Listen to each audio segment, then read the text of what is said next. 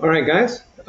Today we are going to go over the FRQ, which was kind of our unit wrap-ups. So here we go.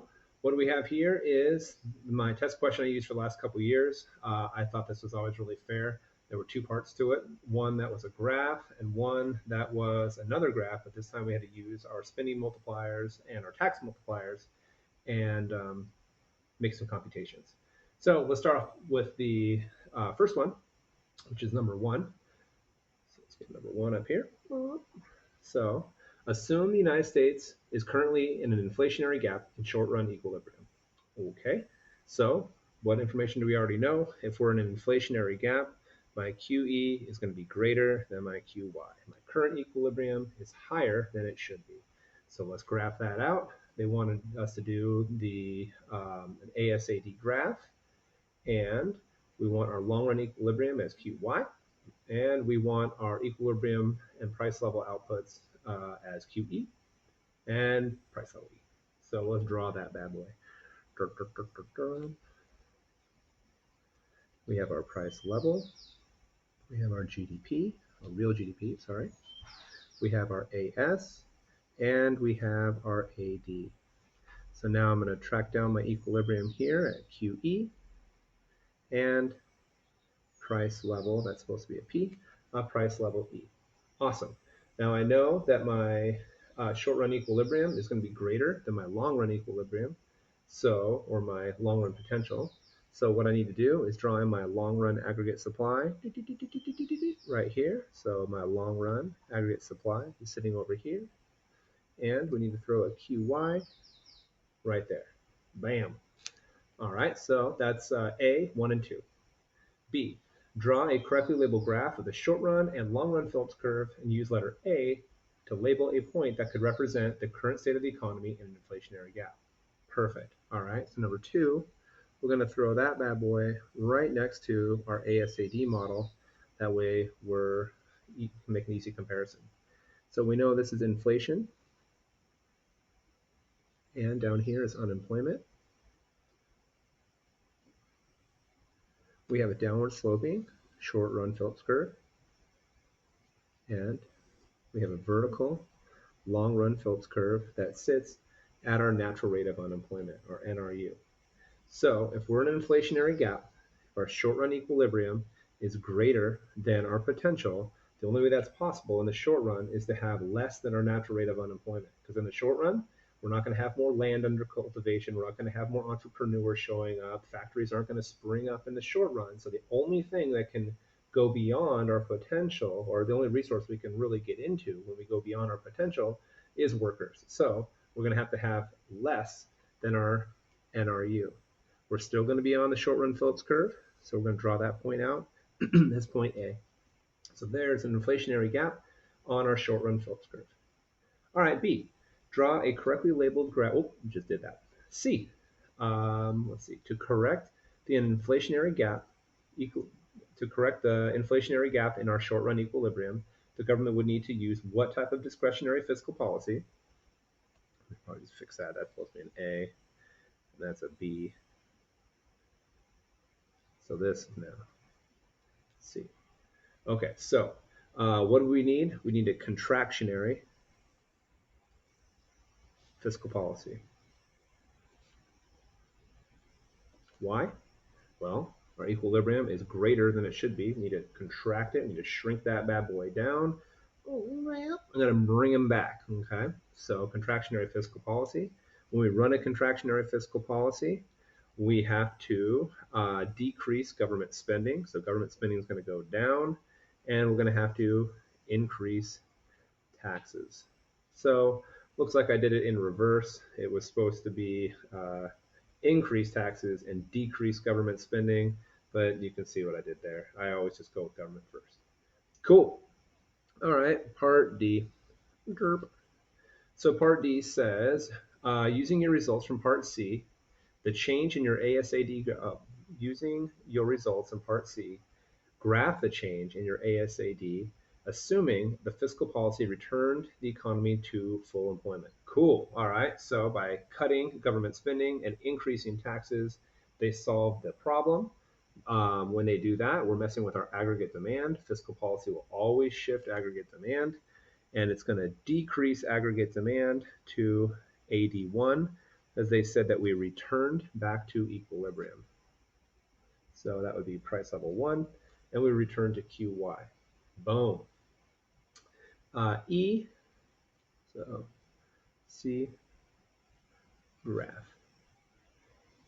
Part E, let's go with assuming the results, using your results from part C, plot the new equilibrium. Label B on your Phillips curve, assuming the fiscal policy returned the economy to full employment. Cool. All right. So if our aggregate demand decreased to aggregate demand 1, we can see that my price level fell and my output decreased. When price level falls, it's the same as inflation decreasing. So we know it's going to be a point below this graph. And whenever output decreases, we know that our unemployment is going to increase. So we're going down, decreasing our inflation, and increasing our unemployment. So our new location will be right here. We can also check our work because, ta-da, we're at equilibrium here, we're at equilibrium here, and the world has all turned to a happy place. Okay, so let's take a look at the next part. Put me there now because I don't want to jinx my system. I've got a little system going here, that way I don't lose focus, and I don't want to turn the page. Okay, refer to the table above. Assume the economy of Bageltonia has a potential output of 900 and a current GDP of 670. Uh-oh, so we know this is going to be a recession. I'm going to put a line right here.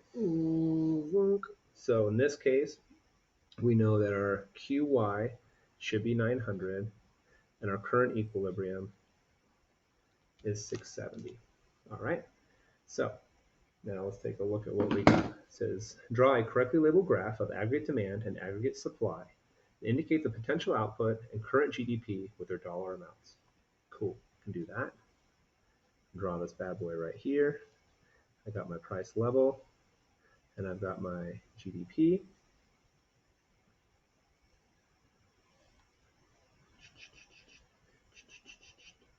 I got my price level at equilibrium. I have an AS, it's a GDPR, sorry. I always make that mistake. Okay, so we are currently at 670 and our full employment is at 900. And there's our long run aggregate supply. So right off the bat, we can see that we have a recessionary gap of 670 minus, 900 minus,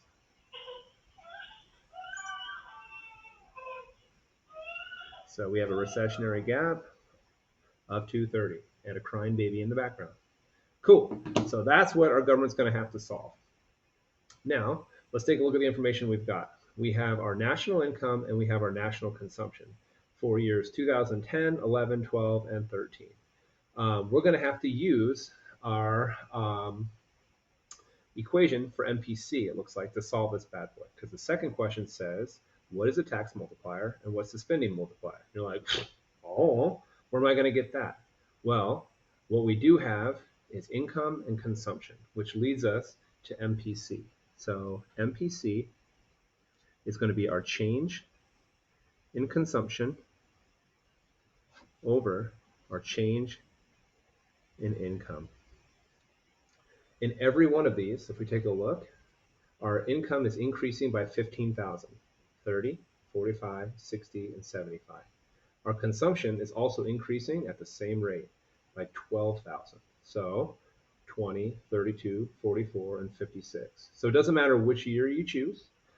Just for the sake of simplicity, let's use 2010 and 2011. So in 2011,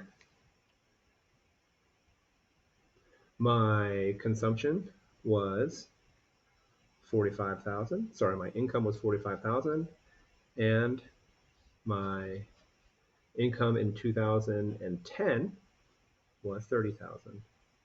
So let's just, oops, I shouldn't have done it that way. Let's just subtract those.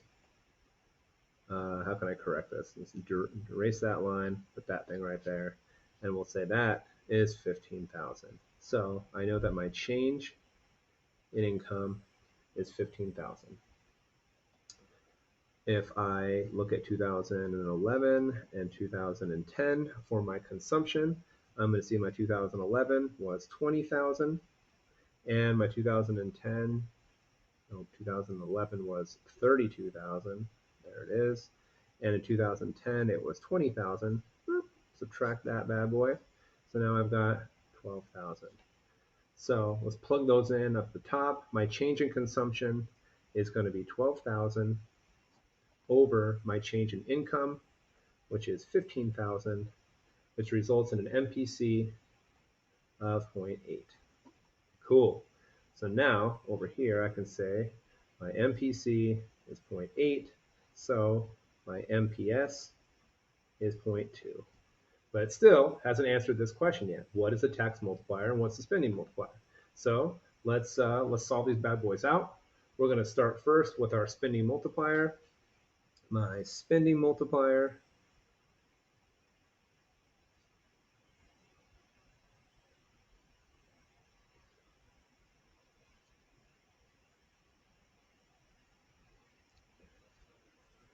is going to be 1 over MPS, which is 1 over 0.2. So my spending multiplier is going to be 5. My tax multiplier is my MPC over my MPS. That's 0.8 over 0.2. And my tax multiplier is 4. We know that this is correct because, hey, look at that. My tax multiplier is 1 less than my spending multiplier. Sweet. So now we've got B, A, and B. So our next point was, let's see. Assume the government of Bageltonia increased spending by 30 billion.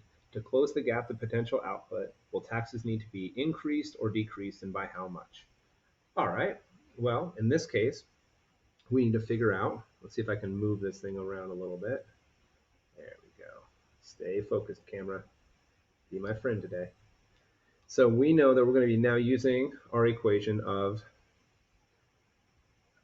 total change in GDP equals our initial change times by our multiplier. So that's what we're using.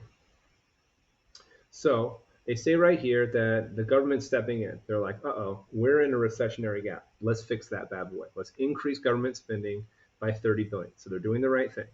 So if we scroll down here, we're going to say that, all right, our initial change in spending was $30 billion times our spending multiplier, uh-oh, I think froze, times my spending multiplier of 5.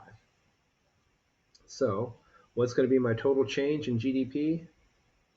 150 billion bucks. Cool. We made some progress. We moved aggregate demand over a little bit. You didn't have to do this on yours, but let's say this is AD1 and we moved it over by 150 billion. So right now we started off with 670. So I'm going to say 670 plus 150, just because I'm on tape right now and I don't want to make another mistake. I'm going to say 670 plus 150 is 820. So now we're sitting here with a GDP of about 820 billion. There's still a gap, right? Because our potential output, our full employment output, our QY, is 900, but now we're at 820. So what's our gap? 900 minus 820 is $80 billion. So we're still experiencing a recessionary gap. Oops, scroll that up. I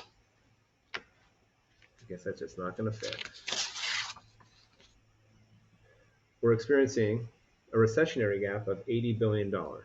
We're currently at 820, we need to get there.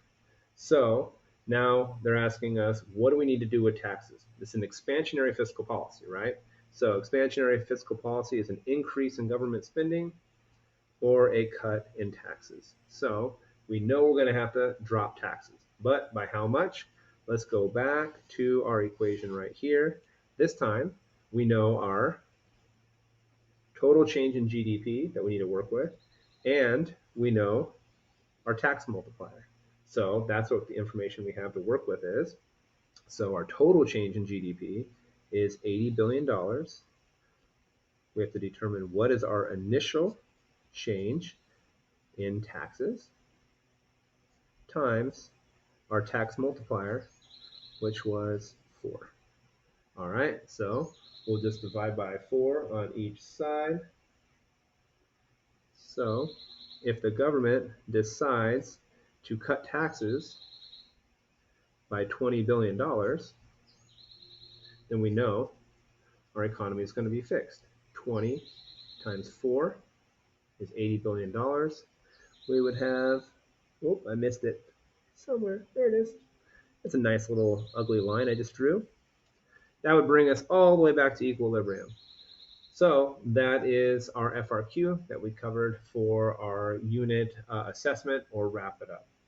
If you have any comments, questions, or concerns about that, hit me with an email or a private comment on the Google Classroom. You guys have a great day, and I will talk to you soon.